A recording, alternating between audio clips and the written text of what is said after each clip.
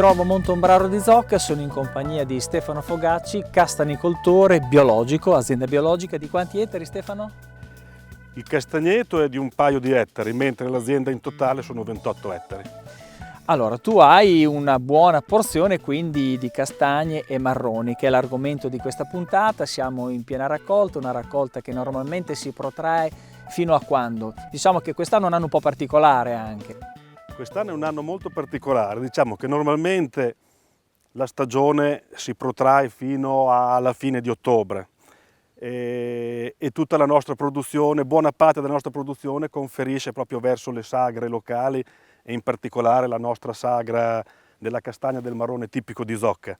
Senti Stefano, noi ci stiamo occupando di castagne perché da poco si è costituito un consorzio castanicolo, non solo castanicolo, diciamo di produttori della montagna, dove la castagna e il marrone è una parte preponderante, no? Sì. E si chiama Consorzio Castanicoltori, un nome molto, molto lungo. Sì, è un nome piuttosto complicato, che è Consorzio Agro Silvo Castanicolo dell'Appennino Modenese. Il nome è piuttosto impegnativo, ma è anche impegnativo i propositi che ha questo consorzio. E quali sono questi propositi?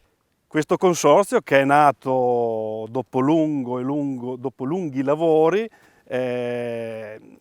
come ambizione principale ha proprio quella di creare dei presupposti di rilancio economico per l'Appennino, in particolare le aziende agricole, proprio le aziende agricole dell'Appennino della montagna, e che facciano economia con i prodotti della montagna, che il principe in assoluto è la castagna, e il marrone in particolare, ma anche tutta l'economia legata al legname, al legno di castagno, ma non solo, anche al legno di quercia, alla legna da ardere, tutti i prodotti che si possono ricavare dal legname. Per esempio, il legno di castagno stesso ha delle proprietà spettacolari e noi continuiamo a portare l'abete dal nord Italia o dal nord Europa, insomma. Quindi una valorizzazione a 360 gradi, sì.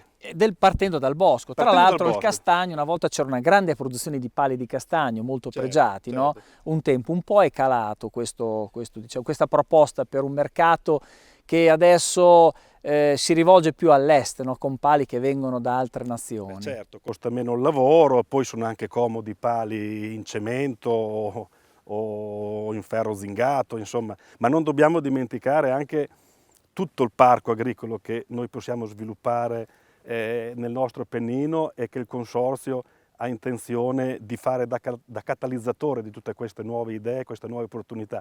Per esempio, a pochi centinaia di metri da qui c'è l'azienda agricola dell'Istituto Agrario di Montombraro, che è specializzato da decine di anni sui frutti minori, sulle piante e sulle piante officinali, in particolare sì. La lavanda. Quindi anche chi avesse idee o chi avesse voglia di entrare in Appennino per sviluppare un discorso legato alle piante officinali e ai frutti minori, nel consorzio deve trovare un punto di riferimento adeguato. Quindi il consorzio di cui tu sei vicepresidente, sì. Insomma, ha obiettivi ambiziosi, no? Siamo... però, ma giusto così, quindi tu hai trascurato magari anche l'aspetto zootecnico, la zootecnia che c'è in montagna, che è anche molto importante. Tra l'altro, proprio in quest'area c'è un caseificio che sforna, dico io, una forma di parmigiano reggiano o più forme di parmigiano reggiano al giorno di vacca bianca modenese. Sì, che è il parmigiano più pregiato che esiste. Voi considerate che a fronte di circa 10.000 forme al giorno di parmigiano reggiano che vengono prodotte, di vacca bianca modenese, ne viene prodotta una qua a Rosola di Zocca e una a Serra Mazzoni al caseificio Santa Rita. Quindi una super nicchia, insomma. È una nicchia nella nicchia, perché il parmigiano reggiano ha già le sue nicchie, ma questa è proprio la nicchia della nicchia, insomma. Senti, noi non a caso siamo venuti giù con dei cesti in vimini perché vogliamo vedere un po' di raccolta, poi passeremo anche quella meccanica, questa è un po' più bucolica, no? Però esiste anche la macchina, l'agevolatrice che comunque consente di raccoglierne qualcuno in più. Intanto andiamo a vedere, poi parliamo anche di cosa quest'anno ha dato la natura, il meteo a queste castagne, a questi marroni. Com'è andata? Ci spostiamo là magari. È stata un'annata discretamente buona, insomma. Noi purtroppo ormai ci siamo abituati per forza ad annate anche difficili, molto difficili per la castanicoltura.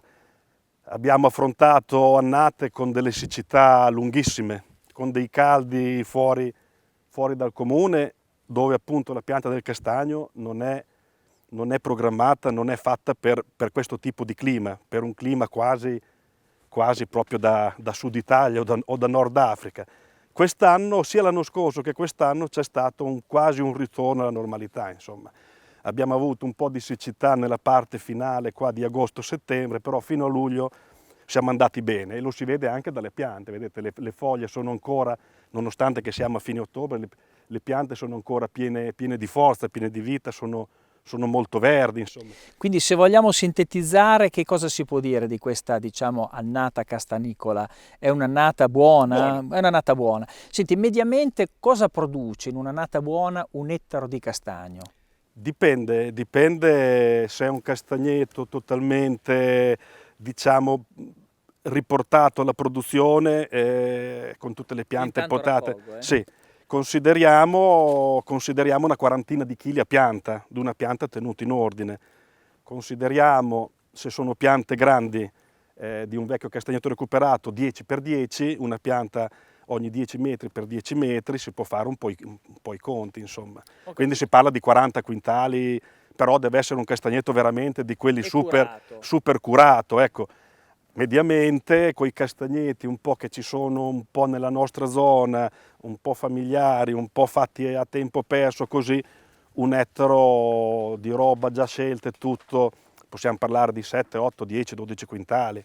Perché va detto che la cura del castagneto è impegnativa, quindi innanzitutto sì, va pulito sotto, perché nel momento della raccolta certo, i ricci si devono vedere, Stefano. Sì, no, ma infatti vedete i castagneti tutti gli anni vanno puliti, cioè nel castagneto si lavora tutto l'anno. E poi c'è il rinnovo delle piante, cioè le piante ogni tanto vanno certo, messe a dimora, perché certo, deve esserci un ricambio, perché poi sono secolari, sono longeve, però ogni tanto qualcuna diciamo cede. Che il castagneto è vero che è un frutteto, è vero che è un castagneto da frutto, quindi è un frutteto anche, si può tra virgolette dirlo, anche intensivo, perché sono tutte piante di castagno in estate, però è vero che il castagneto non va inteso come i frutteti attuali.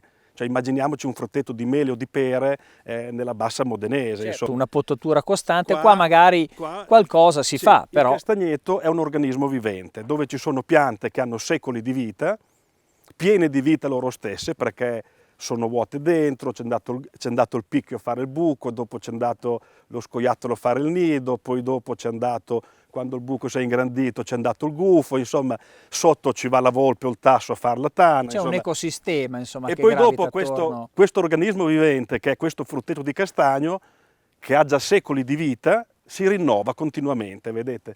Qua ci sono le piante giovani, voi potete guardare con attenzione, vedete piante più giovani, quelle che hanno 5-6 anni, quelle che ne hanno già una quindicina e quelle altre secolari. Più, se noi andiamo anche su a vedere, vi facciamo vedere che quando le piante di castagno vanno in crisi, come questa, e muoiono, perché c'è un ritorno di patologie che erano già sparite da tempo, tipo il mal dell'inchiostro, adesso è tornato fuori proprio con molto vigore, con questo clima così difficile per il castagno, le piante si sono indebolite e questo fungo è tornato. È riapparso. Quindi. Però noi vediamo queste piante qua di castagno che vanno in crisi, cominciano a soffrire e poi si seccano, ma alla base ripartono i polloni nuovi.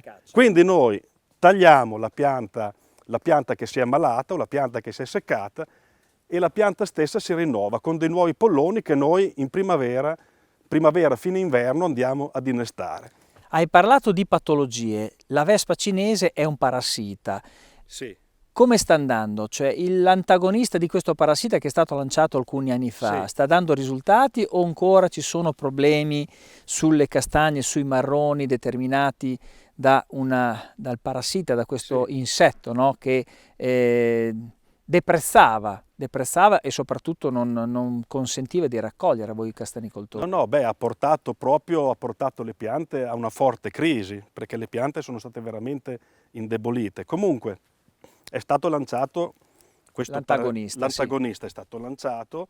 Qua da noi ha avuto un successo immediato, come in altre parti d'Italia non è successo. Ci sono dei nostri colleghi castanicoltori che sono anni che hanno lanciato l'antagonista e iniziano ad avere i primi risultati dopo anni di lavoro. Da noi è stata proprio una cosa immediata. Abbiamo avuto un anno veramente critico con le piante completamente attaccate dalla vespa cinese. Sono stati fatti i lanci, l'anno dopo era già dimezzato la violenza dell'attacco e dopo 2 anni a noi ormai quindi problemi diciamo di che il vespa problema non non c'è più. Noi non ne abbiamo più. Ci sono altri problemi più gravi ancora della vespa cinese, insomma, che non abbiamo ancora rimedio. L'università, la ricerca non è ancora in grado di darci una soluzione. Abbiamo un nuovo fungo che è arrivato che fa marcire le castagne e noi non ce ne accorgiamo.